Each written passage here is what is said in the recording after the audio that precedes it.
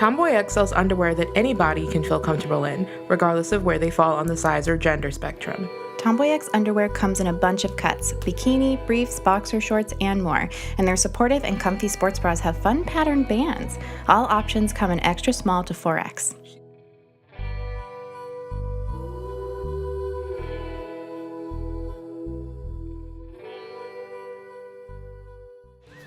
You know, this could be my summer to gain weight. I feel like inside me there's an even fatter person just trying to get out. Calling body posse sisters, hush those diet culture whispers. We like your body big or small, rolls and ripples all for all. Sit on down, it's time to chat. She's all fat. I'm Sophie, I'm April, and this is She's All Fat, the podcast for body positivity, radical self-love, and chill vibes only. This week, we'll discuss the show Huge, mommy vloggers, and how we stay so chill. April, what are you obsessed with this week? This week, based on your direct request, I'm going to share my long-term obsession with mommy vloggers. Okay. For those of you at home who don't know what a mommy vlogger is, a mommy vlogger is someone who vlogs, like makes a video of their children every single day and uploads it to YouTube, and then I get to watch them grow up and get weirdly attached to them. So there's two mommy vloggers that I've watched for like 5+ years, and I really know everything about their family and like love them so much. So the first one is itsJudyslife. Judy is a Filipina-American living in Seattle that started as a beauty blogger and now vlogs her family every day. So she has 3 kids. What I love about children is just seeing how they grow every day. So it's so fascinating to see like when they're born, and you can see when they have their first word and like how fast in relation to the other kids and like how they relate to each other. I just feel like some of those things are not that interesting unless it's your child. I don't agree. Okay. I mean, it really is very weird and like very voyeuristic, but for me, it's just like I'm fascinated with child development, and it's a really easy way to be able to see how one particular child grows. My other favorite mommy blogger is Dear Natural 85. So she's not only my favorite natural hair YouTuber, but she also has led us into the world of her family. So she's married to this Brazilian-American guy, and she's Black. They do a lot to merge their two cultures and their kids' upbringing, which is cool. My impression of mommy bloggers was always that it was like a very white Christian circle. It really is. These are 2 outliers, which I think is why I'm drawn to them. But I was already interested in these ladies for their like beauty stuff. The minutia of a baby's day is so boring to me because it's not my baby. But what if the baby learns to read? I mean, that's cool, but that's one video, right? But it's a process, though, because first they're sounding it out. Like, right now, Juliana is, like, able to recognize the letters when she sees them around, and now she knows what sound they make. So next week, she could be putting together full paragraphs. Well, I guess what I'm learning from this is that I truly better just keep you around until I do have a baby, and then I'll get a lot of free childcare because you'll just be obsessed with my children. Absolutely. I love them so much. I feel like they're my family, and I'm checking in on my family. That's really how I feel. Do you think it's at all exploitative of them to do this? I think so, a little bit. I mean, but also it's up to every mother what they want to do with their kids. But I do think a little bit, just because they don't have any say in it. Yeah. Like, you're 2 years old and your mom's kind of like, you know, some of them don't have them in every vlog, but it is kind of like they're documenting their own life, and of course their lives will involve their children, so they would be a part of it, but it depends on the vlogger. I think Judy and Whitney in particular are pretty good about the line between, like, clearly the kid doesn't want to be on camera and you're, like, forcing them, and just, like, documenting, like, fun stuff you did with your child. But I think I have seen some vloggers, I won't add anybody, who I'm like, your kid looks like she's forced to sit there and be like, hi, my name's Kaylee, and this is my painting, and, like, she does not want to be there. I mean, honestly, the sad part is a lot of the comments are, like, criticizing people's parenting choices. I was just gonna say. Yeah. I was just thinking, like, I do want to have kids, but like, I do not want to put my parenting of my future, as of yet unthought of kids, like, out in the world. People are so weird and critical about people's parenting. Yeah. A lot of people are just like, really, Judy? 2 juice boxes in one day? Oh, what the hell are you thinking? Do they ever respond? Sometimes, Whitney does not care, but sometimes Judy will be like, you guys, seriously? Dang. Well, thank you for sharing that part of the internet with me. I don't watch it at all. I'm like deep in the mommy vlog. I like have all the coupon codes for like Gerbers. I'm good. Okay, so I'm obsessed with mommy vloggers on YouTube. What are you obsessed with? Okay, so this will be just as uninteresting to you. All right. Okay, I just wanted to share. I feel like some of our listeners have responded to me when I've talked about like liking YA fantasy novels. So I just wanted to highlight my like favorite fantasy YA novelist of all time, who is Tamora Pierce. Her name is spelled Tamora Pierce. Okay. And so for a long time I thought it was Tamora Pierce, but then I found this clip where she says how to say her name. We ready? Hello, my name is Tamora Pierce. Tamora pronounced like camera. Camera. Like camera. So she is this lady from Pennsylvania who she writes like these universes. She has 2 different universes of fantasy books she writes in, and she has like 4 books in a series usually. There's a bunch of different series set in the same worlds, and her books all are fantasy novels that focus on women. And it really is the books that shaped my love of YA fantasy stuff. Okay, what makes them so good?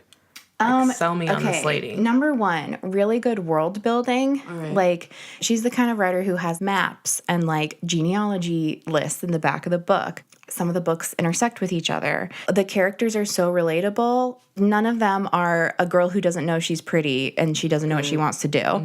It's always like the Alana series is like in this kingdom called Tortle, and she wants to be the first woman to be a knight, and she has to go through like knight school. Ooh, night school.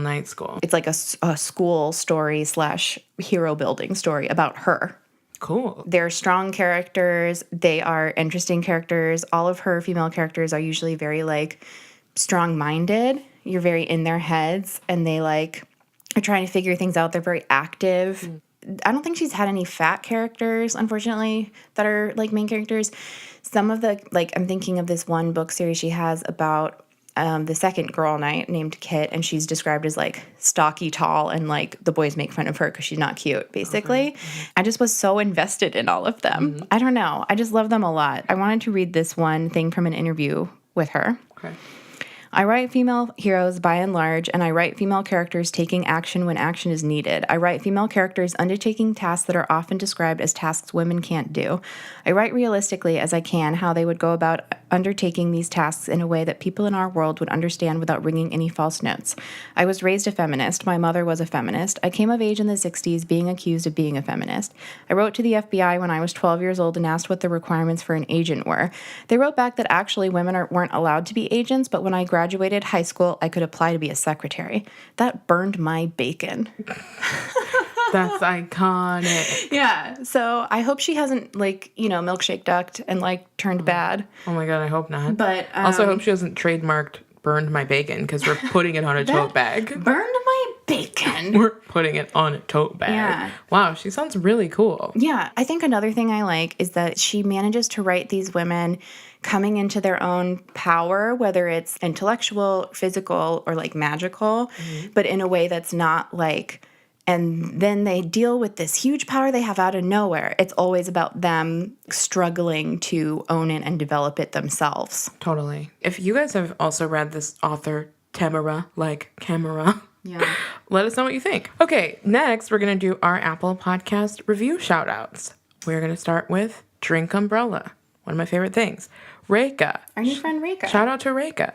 Jamie 1000000. Thank you, Jamie. Merman Dak. Shouts to Merman Dak. Izzy McLaughlin, also a patron. Shout out to Izzy. Carly Ann Illustration, and Haley Joy 9. Thank you guys so much for leaving reviews. Thank you. And we'd also like to give big shout outs to our new patrons on Patreon. Kiana Rudolph, Gabrielle Perizot, Sassy Fat Mom Pants, Lindsay Gustafson, and Heather May. Thank you guys so much for being our patrons. You know how much that means to us. Thank you. Y'all are the best. So now we'll move on to our corrections. So our only correction that we know of at this point in time is apparently I said the wrong version of the word prophecy. Prophecy is like the noun version. So it's like the prophecy that blah, blah, blah, or of blah. And prophesy is like the verb. So it's like she prophesied that. Oh, yeah. Okay. We don't have to rehash how you used it. I The don't important remember. part is you're owning up to it. Yeah, but thank you and hashtag sorry, Lindsay. Sorry, Thank you, Lindsay. Lindsay, for that correction, I guess. Now we'll move on to Tip Jar, our new segment where we are going to be telling you guys the things that you have told us. We're passing along helpful tips from our other listeners to you. Yeah. We got a message from Ashley Rose and the Road, who said, just listened to episode 10 and I wanted to share with you how I reached out to a brand about their nude line of lingerie. Suggesting they call it another name instead of nude while they work on developing other shades is a simple solution, and I was surprised they actually listened and changed it. While they aren't that size inclusive, it felt like a small step. Thanks for the pod. Been listening and loving since the beginning. She was messaging with a brand and she responded to their story on Instagram and she said, love your stuff. Wanted to point out that calling this color nude is insensitive to the issue that it's not nude to non-white folks. There are many other colors to refer to this as, and until you're offering a range of colors for a nude line, I would love to see a rename. Here's an article to describe this further. Okay, so I want to point out a few things that Ashley Rose did that were so key. Number one, started with a compliment. A lot of people will listen better if you're nice to them. Number two, she pointed it out very clearly what the problem was. She said it's insensitive to this issue and there's a lot of other solutions. Number three, she offered them a easy solution. Not everything is an easy solution, but this one was a great idea. And number four, she gave them more information by sending them an article. Like, this is like moi, like Super kissing helpful. my fingers. Yeah, she gave them compliments. She gave them resources. Yeah. She made it easy for them. She's like, here's the problem. Here's a solution. Yeah. And then all we got to do is say yes. Yeah, so here was this brand's response. Hello, and thank you so much for your kind way of letting us know that this use of nude was insensitive. Thanks to you, we agree and have changed the name of this bralette and another bralette. We will call this color beige until we can find another word that best describes it as simply the color it is. They clarified that they'll continue to call things that are sheer nude because they're sheer so that your skin shows through. So it will be nude for you. Yeah. Yeah. See, they really appreciated how like clear and kind she was. I mean, as we always say, like, you're not obligated to be kind when you're calling out an injustice, but like it usually helps to get it right. Like, Just help sweeten the pot, because I think people are defensive about the ideas that they have. But if you're able to be like, I understand what you're attempting, here's a way to shift to make it a little more inclusive. Yeah. It works. So that's so cool. Thank you so much for sharing that with us. Okay, so we got 2 tips on more inclusive brands for stockings or nylons. So here's one person. They said, I wanted to add this brand of dance tights that has a great range of skin tones, even though they don't go above XXL. Perhaps the available products would work for some listeners experiencing the same frustration, and they might be a good target for tweeting feedback since they seem to already value inclusivity as a brand. So we will put links to this brand. They're called NudeBarre, and they have a more inclusive color range of tights and nylons, and we'll also put their Twitter handle. So if you check them out, also feel free to tweet at them and encourage them to have a more size inclusive range. In our Patreon group, shout out to our Patreon group. We love you guys so much. We're having so much fun in there. Holding it down. One of our patrons said that they have found tights and socks and leggings of all sizes at sockdreams.com. Ooh. Yeah, so just wanted to say that one as well. And if you guys do buy from these brands, tweet and tell them that you heard about them on She's All Fat. Yeah, that'd be great for us. That would be awesome for our business purposes. Yeah. So that's Thank our you. tip jar. Thank you guys so much for letting us know so we can let the rest of you listeners know. Let us know if you try either of those places out and if you have any success calling out other brands. I think we're going to really start in the new year having like a brand every week that we're going to ask people to call out. And have just like an easy targeted message. ask. Yeah, targeted message. That sounds Yeah. exciting.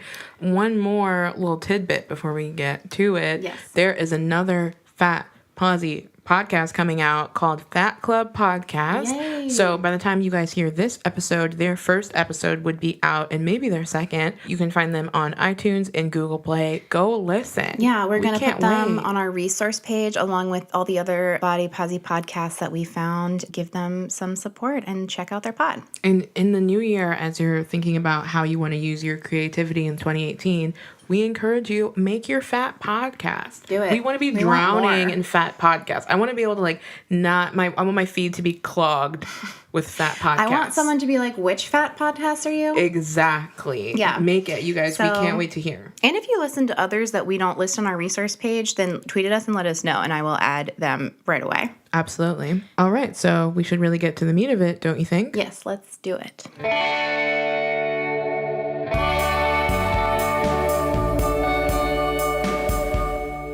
The meat of it.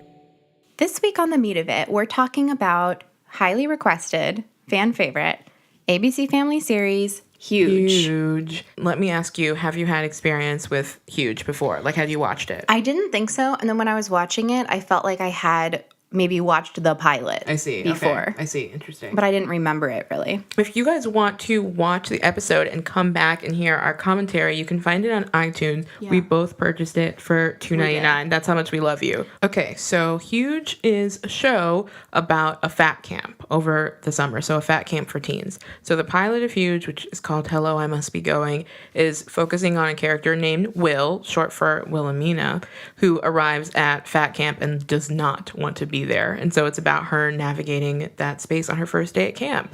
Can we, take a moment and just ponder how sick this is? Just get a bunch of fat kids, stick them in bathing suits, and add cameras. Excuse me. They don't let you do the picture with clothes on. Oh my God, I never would have guessed that. Thank you. You know, this could be my summer to gain weight. I feel like inside me there's an even fatter person just trying to get out. What is your overall impression after watching the pilot?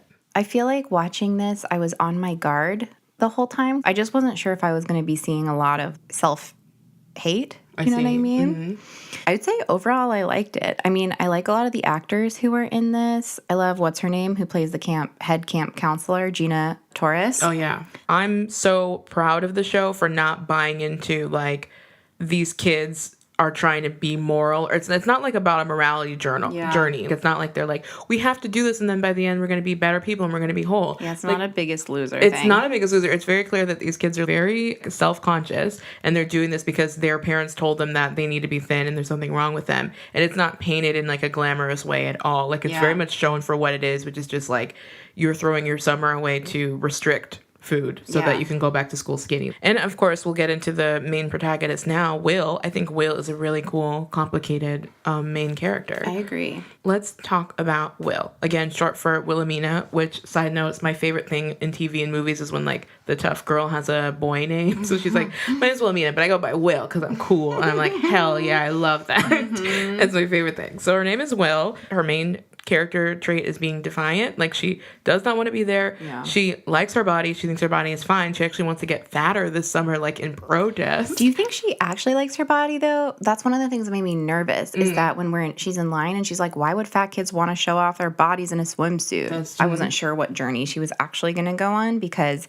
I couldn't tell if the, little strip tease that she does is I can't believe you're making me do this because I'm fat. You know I would hate this. Yeah. Or if it was I do think I'm sexy. But I wonder if it's both. If you're 17 and she's already kind of in this mindset of I don't think my body is a problem, but I also am not totally in love with it. I think she's kind of towing the line of both. Yeah. Which for me as a character trait, I think is interesting because as the way that everybody else talks about their bodies with self-hatred, she doesn't want to do that. Yeah. But she does have moments where she's like, I might want to lose weight, which I think is just realistic. Totally. We have those. Everybody has those moments. Yeah. Will is super defiant. She has huge issues with authority. And she has huge issues with the fact that she's been told to spend her summer losing weight. She just thinks it's bullshit. Yeah. Not into it. She's got blue hair. Full respect for the blue hair. Heck yeah. She's radical. I like that she's tough, but she's not mean. At least when you were first introduced to her, she's just can you believe this? But to the people around her. Yeah. I think she's just really trying to find someone to commiserate with just because you're in such a weird environment where you're like, is anybody else seeing this? Yeah. So the scene is when the pilot first opens up, they're all in line. They have to take their before photos and they make them get in a swimsuit and take the photos. And so everyone's like, all right, we're taking our photo. And she's like, hold on, we're doing what? Yeah, why are we doing this? This is bizarre. And I feel like that feels realistic to the actual experience.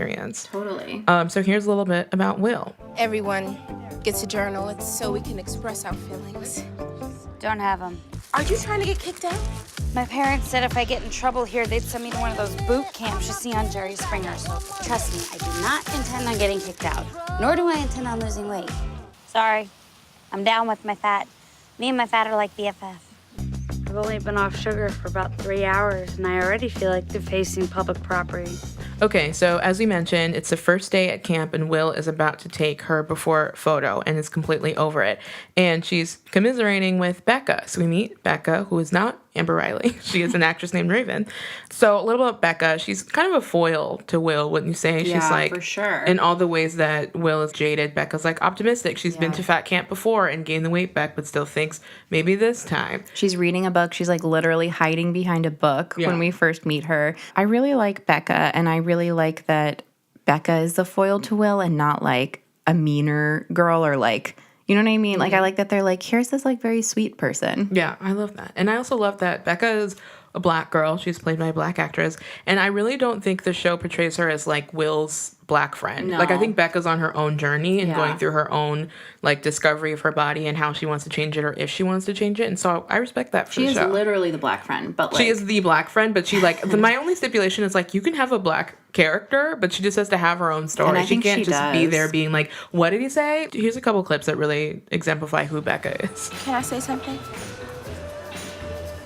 It's not that bad here. This is my second time. Hi, it's good to see you again. Becca, I gained the weight back. Well, good for you for coming back. Also during this scene, I just found it so wild to see actors who are actually fat. I know, like all those TV. extras. Like they were actually fat. Because you always see like TV fat, which is like, you know, like Mae Whitman we talked about from The Duff, who's like a Not size fat. 6. But like these were like actual fat teens, like with their guts out. I was just like, this is cool. Like Yeah. I forgot how cool this is. They're just like hanging out. There's like sexual energy in the air. They're like sizing each other up at camp. I was like, oh, dang. I can't believe we're actually going to see like a summer romance at a fat camp. Yeah, within two fat characters. Yeah. And that's also something I really liked about that scene is they're like panning the outside area where everyone's in line. Yeah. And then Becca's explaining like the kind of dynamics of the camp, and you're like, yeah, it's like the real world, but everyone's fat. And there's a fat jock, and he like has a football player, and there's a fat like most popular girl in school. There's like fat cliques. I'm like, by the way, wait. That's my favorite scene trope.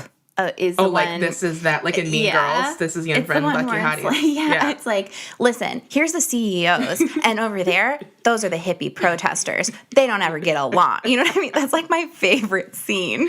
I mean, honestly, like it's exposition, but like we need it. Like so place me in fun. the world. And with teen shows, it's always like so dramatic. Because in my high school, it was like, yes, there's the most popular girl in school, but she also might be like on. It's not so cut and dry, but like for the storytelling purposes, they have to be like, and that's the fat jock, and his hair like tousled in the wind, and he's like so holding a funny. ball, like a sports ball, Oh my some God. type of sports ball. I loved it. So I love seeing that, but also some of the characters are wearing tankinis. And Oh my God. Immediately, my biggest trigger was like being forced to buy a tankini at Kohl's with my mom Really? in 2008 because they didn't have any other swimsuits in my size. Oh, no. Before, thank God for Gabby and Gabby Fresh for making, because that was my first cute swimsuit. Like before then, I always had hideous Kohl's suits. Oh my God. Tankinis are my trigger. I just always wore like the dress bathing suits. Those were dark times.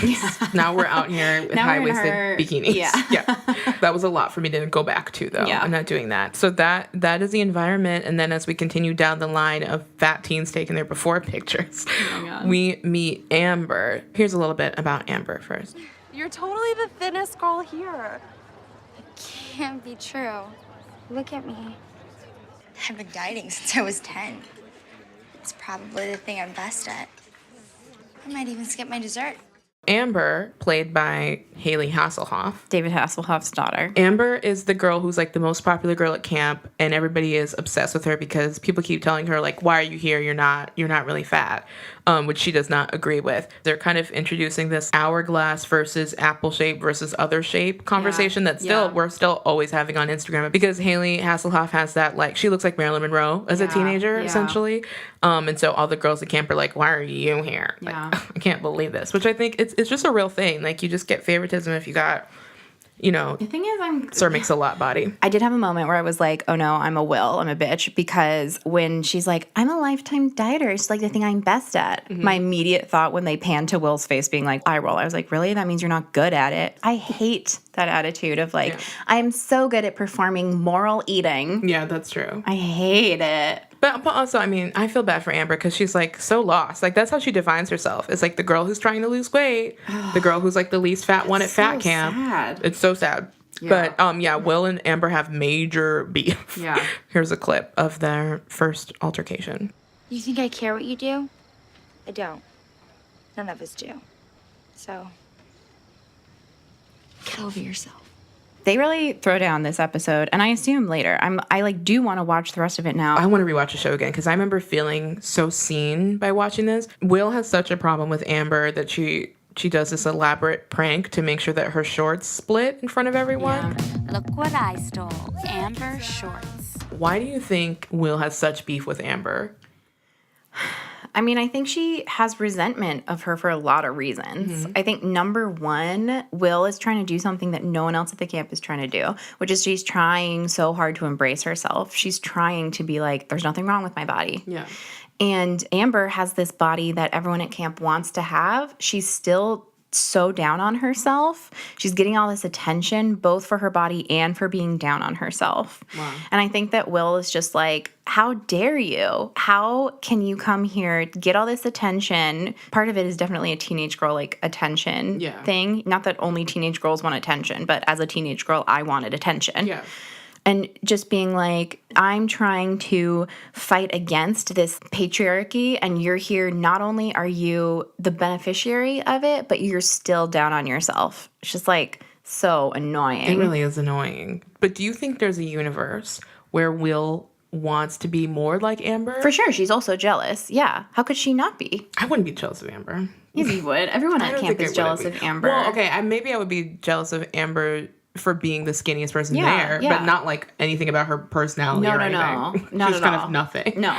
But I think Will is probably jealous that she is approved of in that way. Will is not like an anarchist, you know what I mean? She's not like, fuck everyone. She's just like, this is unfair. I can't believe you're making me do this. I'm going to do my own thing until other people say it's okay for me to care about myself. If someone would just be like, hey, I think you're fine, she'd be like, thank you. Yeah. You know? Because I can't imagine the feeling of someone looking at Amber's body and being like, what are you doing here? And then looking at Will's and being like, oh, I know why you're here. Yeah. Like, that would hurt. Amber just thinks Will's annoying. I don't think she has the ability to even think like, oh, our bodies are being compared to each other. I might want to give her some like kindness. No. Like, I think she's annoyed. I think what Amber thinks is like, oh, I finally am like the popular girl here, and everyone is sucking up to me, and Will's not. So.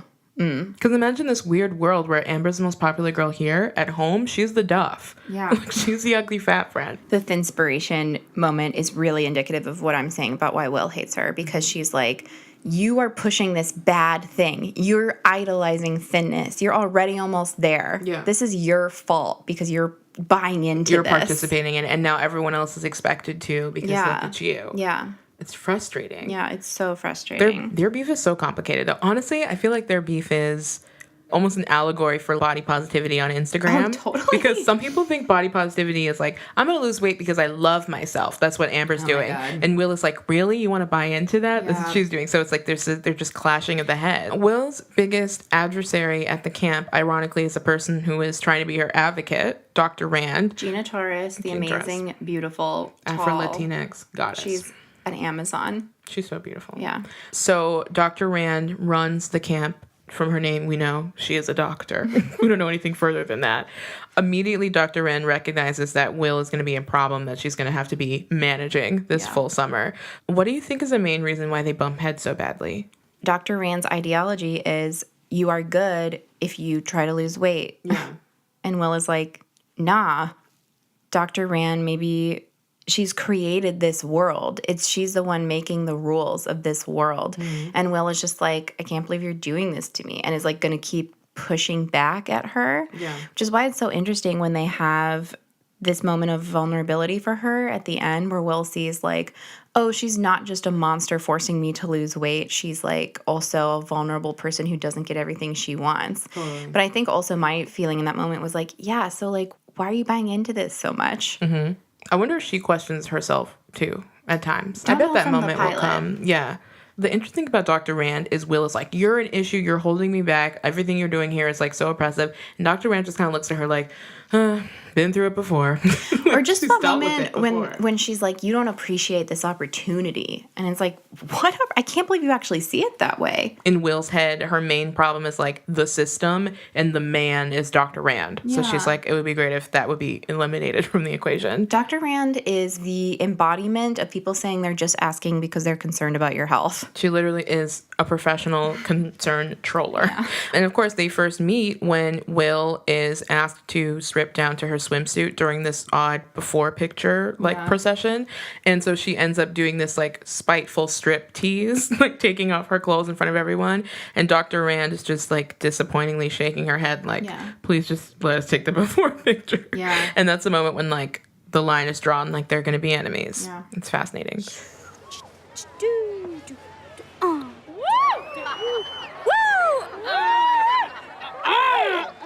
As soon as we get to the room, you get to figure out like who's forming an alliance, whose team is on what, who has which goals. What she's saying is at this point in the pilot is her goal is like disruption. Like she's like, I want to gain weight here. I'm not trying to be a part of this. This is so oppressive. Yeah. So that's her team. So first we meet the overzealous counselor, which is love this character. I really like this character. I think she's so good in this role too. So here's Poppy. Hi, I'm Poppy.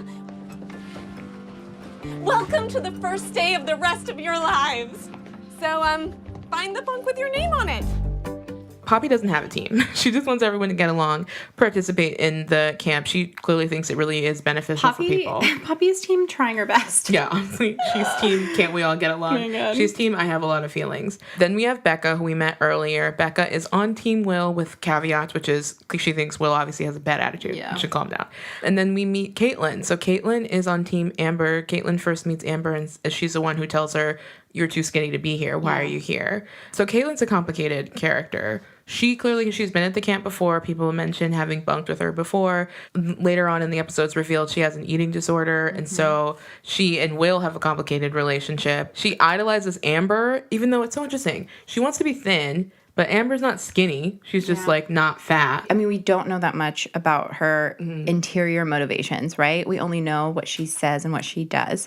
But because we find out she has an eating disorder, she really wants to put forward this idea. Like she says in the circle where they're all saying, oh, what are some feelings about camp? She's like, I love not eating crap anymore. And meanwhile, we know she's been like secretly buying junk food from Will. Yeah. Between that and the way she's obsessed with Amber, like what we can assume is that she cares so much about appearances and the appearance of having it together. And she just wants that so much to be seen as like good / doing a good job / the pretty one.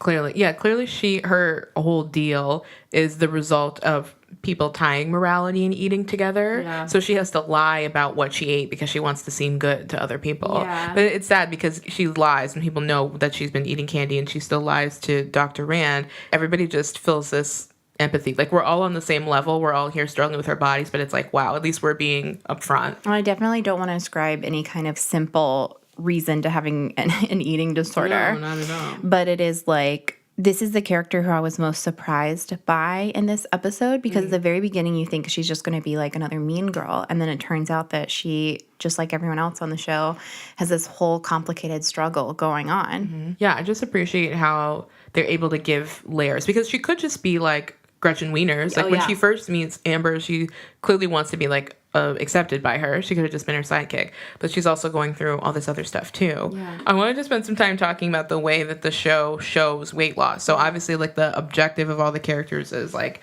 you're at fat camp, you're here to lose weight. I really like how the show has chosen to show those efforts, which is just, they have this like militant ass gym teacher, I guess, who clearly is like, you're being punished. You're going to work out 3 times a day. And everyone's just like, Very Jillian Michaels. Very like, and we're not even going to make it fun. Like, it's going to be miserable.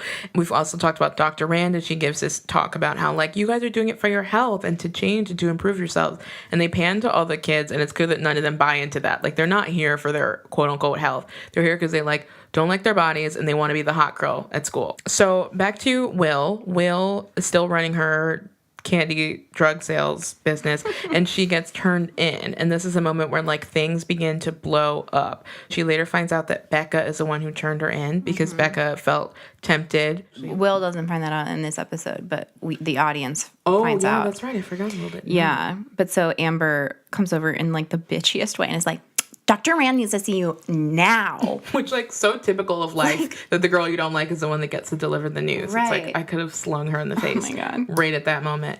Will finds out it's her ass. Like, she's in trouble. Literally, number one rule at camp is, like, don't sell candy at fat camp. Will takes off, and she goes to a diner and sits down and orders. She's like, give me fries and a chocolate shake. Stat! She's, like, ready. And I'm like, girl, same. Like, honestly, if I was at fat camp, first thing I would order is chocolate shake and fries and a cheeseburger. So she sits down and she's ready to just like be living her life out in the wild over fat camp, finally free. That she realizes Dr. Rand sitting right there with her white father. There's this other storyline going on about Dr. Rand's complicated life. But so she overhears Dr. Rand having a clearly strained conversation with her father.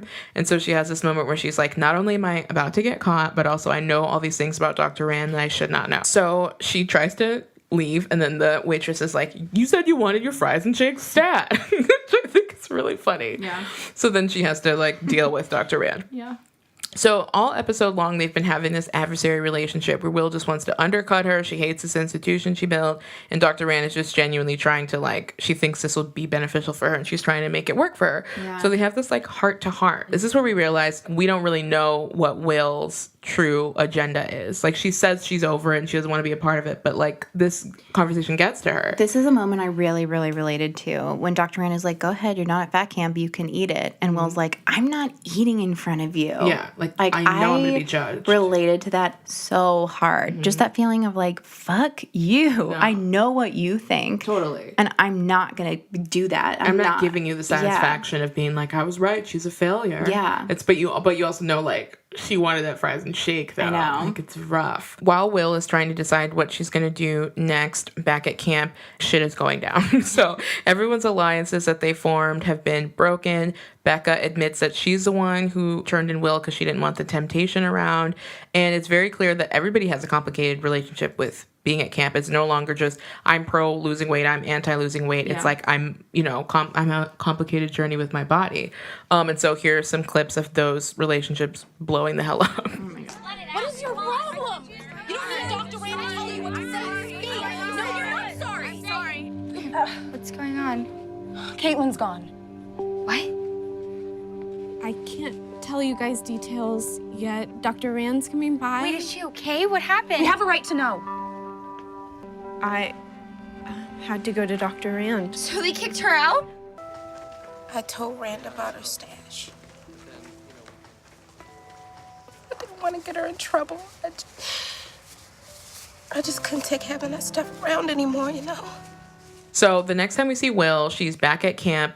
Dr. Rand is getting ready to call Will's uncle to have her come picked up because she's like, clearly you're a lost cause. Go have your burger and leave or whatever. Yeah. And Will says, I've made a vow to stay here and I vow that I'm not going to be disruptive anymore and I'm ready to commit to the process. I mean, they give her a plot point reason to stay, right? Mm-hmm. Which is that her parents say if she fails this, she's going to get sent to military school. Yep. And she really doesn't want that. And I think that they really needed to add that plot point in there because if they didn't, there's no reason for her to care about being kicked out. If that was the only thing, then Will could have just said, fine, I agree that I won't be bad anymore, but I still don't want to lose weight. But it seemed like after she talked to Dr. Rand, she had a renewed interest in like, quote, changing. I couldn't tell if she did or not. I couldn't tell if it was real or not, honestly. I can't tell either. Oh my God, we got to watch more. We got to watch the rest of the season. So Will decides to stay, and then she and Amber have a makeup, which you can tell it's not like a long-term makeup, like they're going to have beef, but they have a moment of just trying to understand where each other is coming from. Will gives her this little sign that was hung up on Caitlin's, on right? Caitlin's bunk as a way to be like, here's like a peace offering. I know this was your friends. Mm-hmm. Which is I thought was nice. That's nice. But they're not like, we're chill now. Yeah. So then the episode wraps up with Will deciding, okay, she's going to give this another go. Caitlin gets kicked out because of her eating disorder. So they're going to figure out what the next step and what the rest of the summer is going to look like. I think that was one reason, actually, that Will and Amber make up. Amber says, like, I can't believe they kicked her out. I thought they were going to get help for her. That's right. Like a little bit reveal of like, yeah, they're not really here to help you. They're just trying to change your body. So that's how the episode ends up. I'm super curious as to what happens next. One of our listeners specifically requested this episode, so we asked her to let us know her thoughts on Huge. Here's a clip. So here's why Huge was such a huge deal. It showed fat people, fat teenagers, and not just one or two, but like at least like 80, 100. There's like every room was full of fat people, which other than Biggest Loser, what TV show has that happened on? I think this show is so strong because it's built on relationships between really developed and developing characters who are all dealing with, their own issues other than being fat. Huge also showed different kinds and shapes of fat bodies. They had like small, which I wouldn't even consider fat bodies, like Amber. And then they had really big bodies like Ashley Fink, who is the actor's name. I think it's great that they showed all these different body shapes. And then also all of these fat actors got to work and got paid. And I think that's also awesome too. If putting fat teenagers with varied body types on TV requires them to be at a fat camp, fine. Because that representation, though it's not perfect, is important. To the point that I wanted to go to a fat camp because I knew I would be the queen of fat camp. I literally was like, I wish I could go to fat camp just so I could rule it, keep being my body positive self, make some new fat friends, and just be the hottest girl there. Like that sounded fun to me because, and here's the thing, and here's something they talk about in the show, it's like at fat camp, you may be the girl everyone, looks over in your hometown, in your group of friends, but at fat camp, the rules all change. And I think that really shows the power of fat spaces and why I think this podcast is really important. And just why having fat spaces is important. Like we did with our last Fattie Film Club, we'll again borrow from the podcast The Nod that does this game called Good for the Blacks. Do you think Huge in 2010 was good for the fats? It was canceled. Yeah, so true. But that could be a ratings thing. I don't know that the world was ready for it. Yeah. What do you think? Do you think it was good for the fats? It was good for this fat. Yeah. Like when it came out, it meant a lot to me, and I remember being so passionate about it and trying to get people to watch it. And they were like, "Is that the girl from Hairspray? What's it about?" No, thank you. I didn't watch it. I think I watched the pilot, and I was like, I was in a place where I wanted to watch Biggest Loser instead. I wanted to see that narrative of what I thought was success. Totally. Because this is more complicated. They are not trying to sell you and when these kids lose weight, we're going to unveil them. It'll be a makeover sequence. They're not selling you on that. I don't think I was ready for it. Yeah. If it came out now, I think people would, number one, there would be a lot more annoying, like, look, body positive. Yeah. And I'd be like, oh, stop. The headline and people. It'd be like, body positive TV show, like, with big girls. I mean, like, fuck. But, That's how a lot of the coverage feels. But I do also think it might be more successful now. But I also think that I want to play a part of this clip that I found from an Access Hollywood interview. Well, where does it fall when... Okay, to me, I do believe that people should, love themselves for the way they are, whether they're tall, short, skinny, fat, whatever you are. But I also believe that you should eat healthy and take care of your body. So where does the show fall in that sense? It definitely promotes that as well, but it's a show that's about self-discovery and not basically on weight loss. And it's a show about being comfortable in your own skin, and whatever skin that is. And it shows people that it's really, truly about your insides, not the outsides. Your outsides may change, but the insides are the ones that are going to stay the same. And if you don't work on that first, then there's no way that you're going to be able to work on your outside image. Number one, just after the questions asked, you can see Nikki Blonsky want to just be like, ugh. She's so annoyed. She already went on the Hairspray press tour. She'd already been through it. She already did it. And then Haley is like, it's not about that. It's about the insides, and then you can work on the outsides, which to me is still kind of like a fat apologist. But think about how defensive they both have to be in the interview, because the concept's like, so are they going to eat the salad or are they not going to eat the salad? Literally that question is like, I believe you should love yourself, but do you hate yourself? Shouldn't you hate yourself a little bit so that you eat the salad? Yeah. Jeez Louise. So how do you think that interview would be different if it took place in 2017? I mean, honestly, I think a similar question would be asked. I don't think it would be that different. But I would hope that that maybe the actresses would have different language to respond with. So we'll put the links for that video in the show notes. And then also this Entertainment Weekly article from 2010. So she said, quote, "There aren't a lot of well-written roles for women of a curvier stature in my age bracket. But if anybody in Hollywood has any guts, they'll write a new character for a new TV show. I think the business should focus a little more on talent and a little less on looks." Wow. I know, she's a real ass bitch. But you know what? She's right. Like, I want more shows like this. I remember when I watched the show, honestly, I treasured it because I knew it was going to get canceled. I knew there was nothing like it, and I was just like, I got to hold on to this tight. Yeah, I appreciate Huge. If you guys have watched Huge, please tweet us your thoughts. And if you watch Huge after you listen to this episode, tweet us and Nikki Blonsky from the movie Hairspray. So that's the meat of it for this week. We've analyzed the pilot of Huge. You're welcome. Today's episode is sponsored by a super cool underwear company, Tomboy X. If you don't love your first pair, they'll give you a full refund within 30 days. No questions asked. I have the Essentials soft bra with a rainbow band and a 4X, and it makes me feel like a bi Sporty Spice. The band and the whole bra really are so soft. I have the iconic briefs and Essential soft bra, both in a 2X, and I love them. Not only are they super comfy and cute, but I love how wide and stretchy the bra band is. So when I'm wearing them, I feel like a total babe.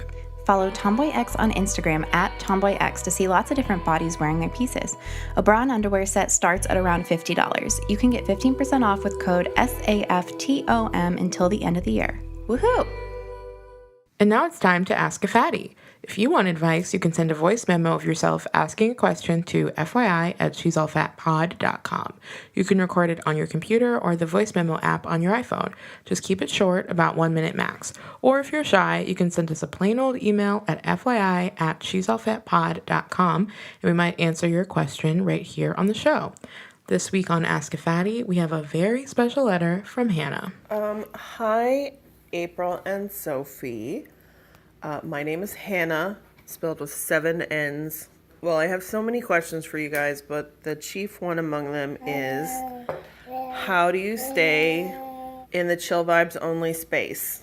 One of the things that I love about your podcast is that it is chill vibes only, and you guys seem to legit have chill vibes about things that are really, really intense for me and other people in the fat community. And I think that's so needed, and I appreciate it so much. And also, I wonder if you have tips for how to cultivate that feeling, because I feel like when I open my mouth to talk about the things that I've experienced, I just spray molten lava. It's really intense and angry and sad. So if you have any tips for that, I would love to hear them. Hannah, thank you so much for that voice audio memo. Hannah. Truly loved it. Hannah. Thank you so much. Also, thank you to Hannah Jr. for cooing beautifully in the back of that. We can't wait for you to grow up and send us a voice memo of your own, baby Hannah. You're doing great. Okay, number one, honestly, I listened to this. This is a very vulnerable, open, revelatory thing to say. Right. I listened to this and I was like, oh my God, I'm truly hiding it. I know the fact that we seriously keep getting comments where people are like, love how chill Sophie is. It's like, are you kidding? I'm laughing hysterically. It's like, I'm so not chill. April is the chill one. I'm a little, but I'm chill with anxiety. Not that chill, but a little chill. So thank you for, seeing the image we want to put forward in the world. I mean, so yeah, it's the answer is literally we don't. No. Most of the time we're not chill. No. At all. There's a lot of shitty things we talk about and encounter and deal with in the world, both with fat and with our other intersectional identities. Half the things April sends me on Twitter are just things where I'm like, I'm so sorry for white people. It's just racist shit or sexist shit, just whatever. It's trash. And all this stuff makes us, my initial response is always oh, this makes me so mad. Mm-hmm. But that is not what I want to put forward in this podcast. Yeah, we made a conscious decision when we started it that we didn't want this to be a space where we just turn on the mics and scream for 2 hours. Because it easily could be. we do that all the rest of the day. Because, again, the president's a Nazi. Why wouldn't we all be screaming?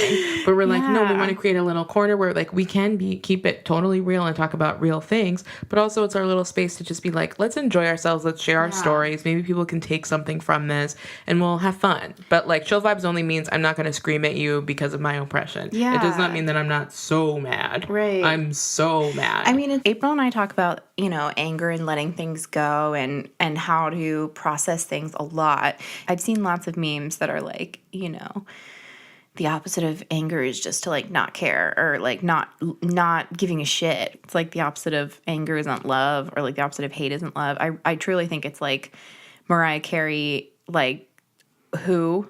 You know what I mean? Like, she knows who Jennifer Lopez is. Yeah, but she's just like, I'm not going to pay attention to that. Yeah, she's choosing to fly above. The opposite of anger is either just being like, I do not care, like you cannot affect me, or it's creating something. Like, anger is a very destructive emotion, and sometimes that's very useful. Like, we're literally trying to tear down the hierarchy, but that also takes a lot out of you, and I find that being chill in the way that we try to be on the pod in discussing something is a way to build myself back up, make myself feel like I can have a useful and positive and forward discussion about these things that I really care about without leaving the conversation just feeling spent and drained. Yeah. That's what we want to avoid. And by the way, this is not like a tone policing for anybody else's art at all. It was just for us. We decided, like, we're going to have a beach vibes theme song. We're going to come and have like a calm conversation because anything else is going to make me scream and pull my hair out. Like, I'm going to lose it. Sometimes it's helpful to have like a cathartic, rage-filled anger thing. But I never feel... love to drive around and scream in my car. Right. That's how I calm down. But consuming that from someone else is never... like, it doesn't fill you. No, we didn't want to bring that energy into the space. I mean, we have lots of conversations about, like, what types of things where, like, whether it be feedback or content that we want to bring into our space, because it's really important that we maintain our environment of just, like, calm, thoughtful discussion. Yeah, and but, rest assured, 90% of the rest of the day, I'm like, I'm so mad, I'm going to cry. And then she does cry, and then she has to, like, blot her face and put concealer on, and then we do it again. So, trust me, like, we're going through it. Specifically this year, one thing I've been working on is just not responding to things that will not be useful for me to express my anger in, So, like, April has helped me with that. Like, I literally text her once I've typed out a whole Facebook comment that starts with, like, it's really interesting how you... like, I just think it's funny how... and I type it out, and then, like, it's literally only recently that I've been like, I'm going to select all and delete this. And I'll text April, like, please just say you're proud of me because I did not start some shit that, like I will write a whole, paragraphs long thing if it'll be helpful. Yeah. If you think it will serve you, if you think somebody, because the thing is, for me, it's like, we have so much little emotional capacity as people. Don't waste it on someone who's like not even worth it. So some strategies that we use to help get us to that place where we feel more chill, where chill means like sitting in our seat of power. Chill means thoughtful. Yeah. Still angry and feeling all of our feelings, but just thoughtful. Yeah. Okay, so number one, unplugging part of the day. I find I'm so much happier when I don't look at Twitter first thing in the morning. Don't do that to yourself. God. And it's so hard not to, because of course you get the notification. Just let yourself have a minute to be awake in the world without it, because it's there for you later.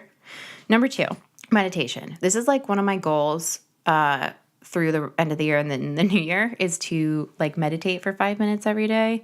There's a bunch of apps that I have on my phone, and I like kind of bump around to each of them, and I haven't figured out which one is right for me exactly yet, but they're really easy. One's called Headspace, one is called Simple Habit. Number three, journaling, always good.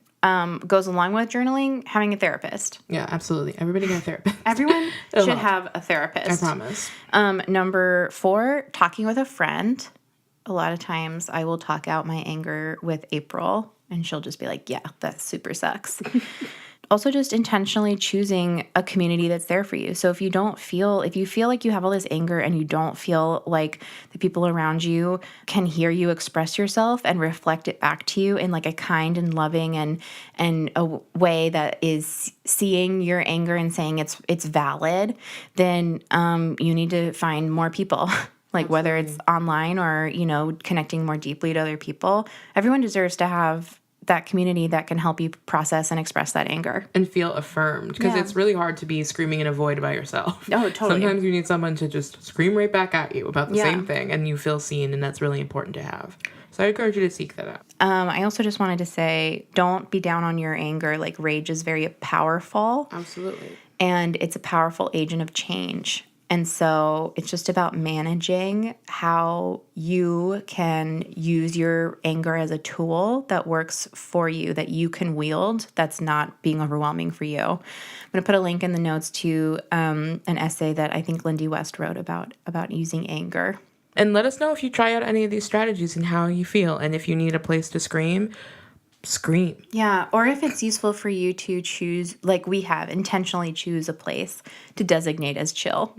Because that, I mean, if I didn't do that intentionally, it wouldn't be chill. Like, we have a chill podcast. We don't have any other elements of chill in our lives. Yeah. Let's make that very clear.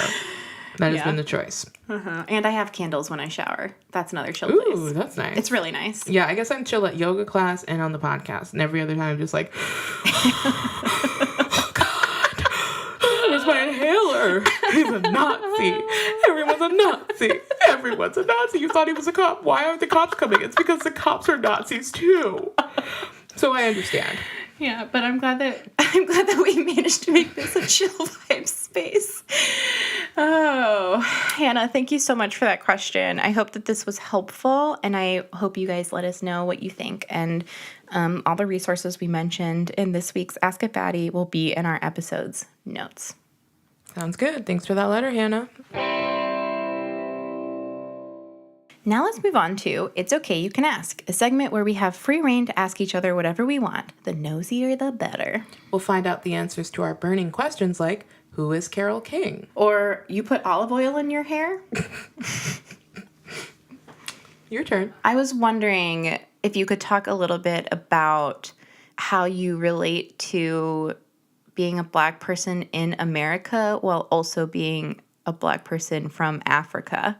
Okay. Like that, I listened to the Stoop episode about it, but it felt like it was very scratching the surface. Yeah. Okay, so for context, everyone listening at home, my parents and my sisters are all Liberian immigrants, and my parents came to America in the 80s. So I'm the first person in my entire family line to be born in America. I grew up in like a tiny Liberian community that is like a replica of how it is in Liberia. So a lot of times when I meet other first generation kids, either they grew up in like little tight knit communities with people like them, or they grew up really isolated in like all white areas. So I grew up like really familiar with Liberian culture, mostly only eating Liberian food, but also in a major city around lots of Black American people. So for me as a kid, it was complicated because, you know, it's been well documented that like a lot of Africans are very judgmental towards Black Americans, because when you come to the country as an immigrant, you get fed the same thing that the patriarchy tells you, which is just like, if you try hard, you'll get far. So I think a lot of Africans have the impression that Black Americans aren't trying hard and are lazy or something.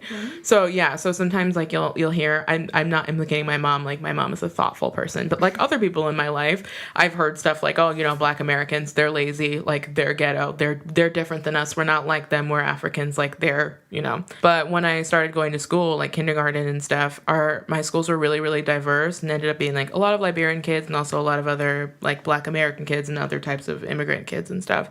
So I always kind of felt like I enjoyed both sides of culture. Like I enjoy Liberian culture. I'm very close to it. It's how I was raised, but I also feel ownership of Black culture because like I'm walking down the street, it's not like people are like, oh, she's African, she's not like I'm Black. And like I relate to Black culture. And a lot of it is really interesting because it's like, if you think of Southern food, it's like Liberian food because slaves came from Liberia. It's just slightly different.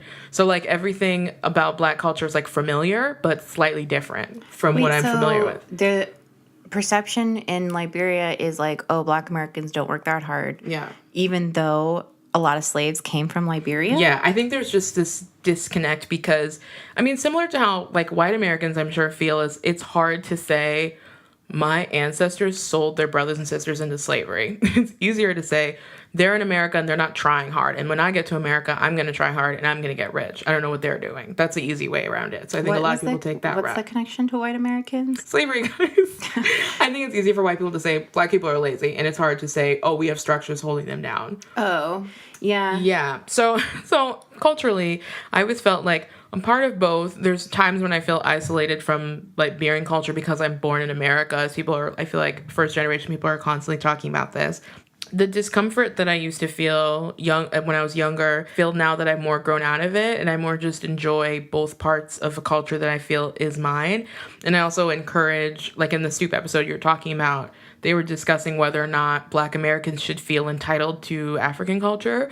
And that's something that I always feel really passionate about, because in my head it's like, if you're Black American, West African culture is your culture. It just got taken from you against your will. So I always encourage, if I have Black American friends and they're curious about what I'm up to culture-wise, I'm like, come to Liberian Independence Day, eat this food because it's yours. And the same way that I feel even though I'm not a descendant of slaves, Black American culture makes sense to me because we're related. It is my ancestors in a different way. And also because I still inherit all that baggage just walking around Black, even though in the grand scheme of things, I just got here. You know what I mean? It mostly makes me sad because it's we came from the same place. We just had a different route.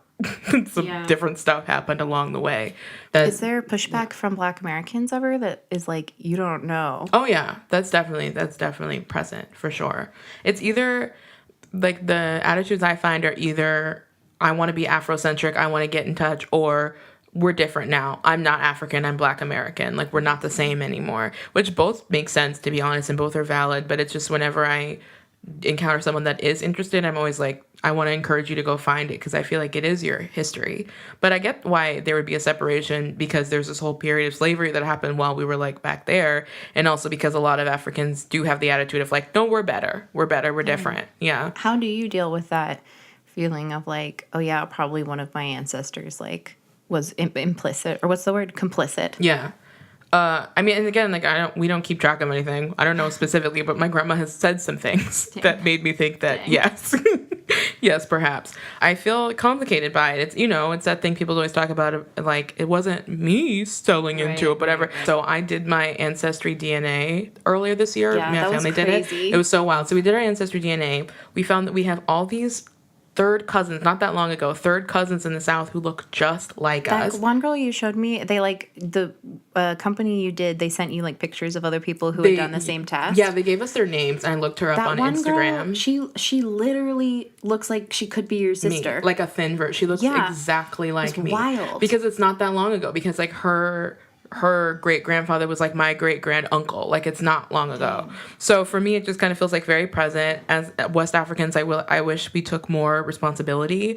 But also it's complicated because it's white people came over and tricked us. We all know we know the story. No, it's definitely on us overall. But either way, it just feels complicated. And especially for Liberian people, I'm if you track the slave trade, most slaves are specifically the region that is now Liberia. We're a new country. But specifically you would be Liberian or Nigerian probably. And so it's just I feel I just feel complicated by it, and I wish we took more responsibility, and I wish we made more of an effort to be come get reacquainted into your culture, because I enjoy my culture so much. It means so much to me, and it makes me sad that they're robbed of that because of slavery. Dang. Thank you for, again, I feel again, it was just kind of a skimming the surface. It's such a there's lots there. There's a lot there, and again, it's not for me. Mm-hmm. I don't really get to pry into it because it's not about me and it's not something that I have any input on, but it is very helpful for me to hear from you about it and expand my horizons. Sure. Cool. Thank you for sharing. Welcome. And that's our show. Be sure to check out the show notes for links to the stuff we mentioned today, and don't forget to send us your questions via email or voice recording to fyi@shesallfatpod.com. Please make sure to leave us a review on Apple Podcasts. It's super important in making sure people find the show. If you leave us a review on Apple Podcasts, we'll give you a shout out on the pod next week. She's All Fat is created, produced, and hosted by us, Sophie Carter-Kahn and April K. Quio. We are an independent production. If you'd like to support the work we do, you can join our Patreon by visiting patreon.com/she'sallfatpod. When you pledge to be a supporter, you'll get all sorts of goodies and extra content. This week, we're posting more information, resources, and readings about being fat as a teen, including some personal pictures, just for our Patreon supporters. Our music was composed and produced by Carolyn Pennypacker Riggs. Our website was designed by Jesse Fish, and our logo is by Britt Scott. This episode was mixed and edited by Maria Wortel. Our Facebook, Instagram, and Twitter handles are @She'sAllFatPod. You can find the show on Apple Podcasts, Stitcher, Google Play, and wherever else you get your podcasts. Bye!